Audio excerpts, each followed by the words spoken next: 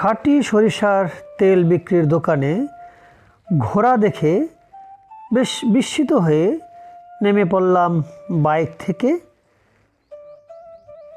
অল্প কিছুদিন পূর্বে বিশেষ কাজে রংপুর যাওয়া হয়েছিল। কাজ শেষ করে স্নেহভাজন ছাত্র ডক্টর জয়কে সাথে নিয়ে শহর ভ্রমণে বেরিয়েছিলাম।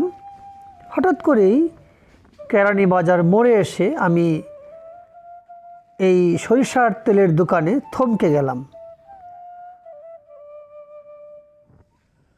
বেশ আগ্রহ নিয়ে দোকানের ভেতরে ঢুকে পড়লাম, আর মনে পড়ে গেল সেই ছোটবেলার স্মৃতি। ছোট মাটির কলসে সরিষা ভরে দাদিমা বলতেন, যাও কলুর বাড়ি থেকে ভাঙিয়ে নিয়ে আসো। তো যাওয়া, বেশ দীর্ঘ লাইন, অনেকগুলো করে কলস থাকতো, ঘানির ওই ঘরটিতে লাইন দেওয়া, আর দীর্ঘক্ষণ বিরক্তিকর অপেক্ষার পর হয়তো তেল ভাঙিয়ে বাড়িতে নিয়ে আসতাম। আর দাদিমা খুশি হয়ে কিছু মুরকি মুয়া আমাদেরকে দিতেন, আর সেই খেয়ে আমরা আনন্দে আত্মহারা হয়ে যেতাম।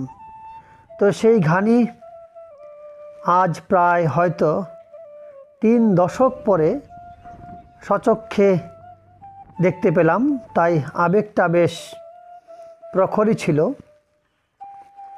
তো আপনাদের সঙ্গে সেই ঘানি ভাঙানো প্রক্রিয়া বা পদ্ধতি আজকে শেয়ার করার জন্যেই মূলত নেমে যাওয়া বা থেমে যাওয়া। যেহেতু সরিষা আমাদের দেশে উৎপন্ন হয়, সুতরাং এর তেল আমাদের জন্য খুবই উপযোগী হবে, এটা আমার বিশ্বাস। তো আসুন দেখি যিনি ঘানির তেল ভাঙছেন তার বক্তব্য নেওয়া যাক। আপনাদের এই জায়গাটা কোন জায়গাটায়, এই তেলের দোকানটা? আচ্ছা আচ্ছা, আপনাদের এটা কি অনেক আগে থেকেই চলছে নাকি এখানে? আচ্ছা, কত কত করে লিটার? 400 টাকা লিটার। দেখতেই পাচ্ছেন একেবারে ঘানি ভাঙানো তেল। এখানে যে আমরা ছোটো সময় পড়েছি যে ঠুলি পরা গরু, এখানে দেখতে পাচ্ছি ঠুলি পরা, অর্থাৎ চোখ বন্ধ করে দেওয়া ঘোড়া দিয়ে সারাদিন অবিরাম চলছে সর্ষে ভাঙানো।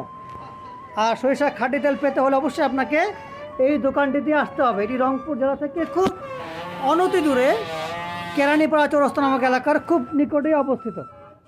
যারা মনে করেন যে খাঁটি সরিষা তেল খাবেন বা ঘানি ভাঙা তেল খাবেন, তারা অবশ্যই এখানে আপনারা আসতে পারেন।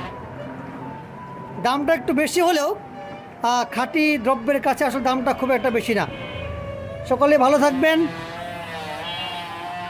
আর খাঁটি সরিষা তেলের দাওয়াত দিয়ে এখানে শেষ করছি। আল্লাহ হাফেজ।